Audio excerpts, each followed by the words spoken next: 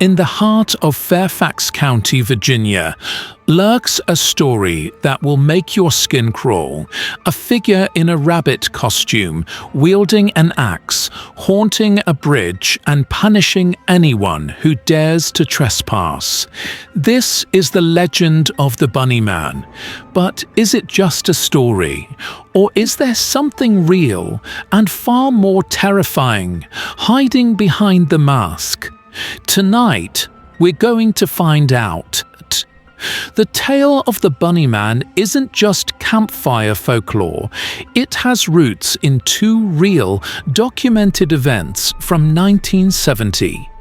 In October of that year, a couple parked on a remote road reported a man in a white suit screaming at them, accusing them of trespassing before he threw a hatchet through their car window. Just 10 days later, a private security guard witnessed a similar figure on the porch of an unfinished home, chopping at a post with an axe, yelling about trespassers. Police investigated both incidents, but the man was never caught. These two verifiable, terrifying encounters became the seeds of a legend that would spiral into something much, much darker.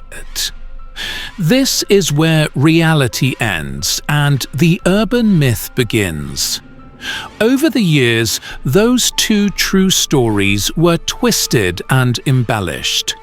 The narrative grew to include a bus crash, transporting patients from a nearby asylum that had supposedly closed.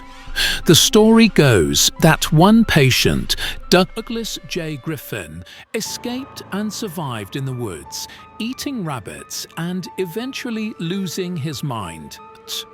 He became the Bunny Man, a phantom who hangs his victims from the infamous Bunny Man Bridge on Colchester Road. The asylum, the bus crash, the named killer, none of it ever happened. It was all added to make the story scarier. To give a face to the faceless attacker from 1970, the legend became a beast of its own, feeding on fear and folklore. But the story doesn't end there. Locals and thrill seekers who visit the bridge report strange occurrences, disembodied voices, the feeling of being watched, and even fleeting glimpses of a figure in white lurking in the trees.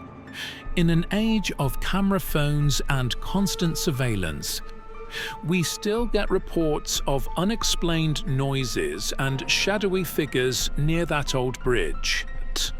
Are these just pranks inspired by the myth, or has the legend of the Bunny Man become so powerful that it's attracted something new, something that wants to keep the story alive?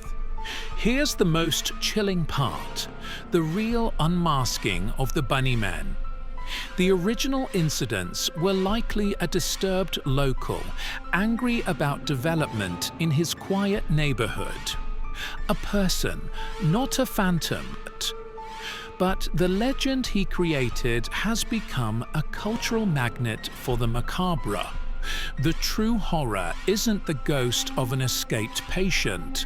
It's the idea that any real person, inspired by the tale, could pick up an axe and a bunny suit and decide to bring the legend to life.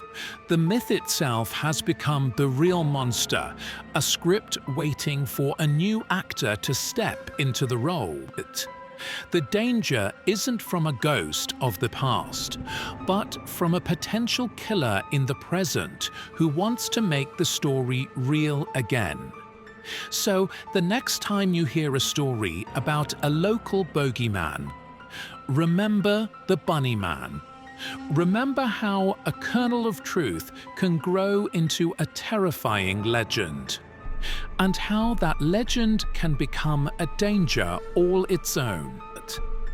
Be careful what stories you tell, and be even more careful what stories you chase. Because on a dark night in Virginia, you never know who might be listening. Thanks for watching. If you enjoyed this dive into the dark, make sure to subscribe for more unexplained mysteries.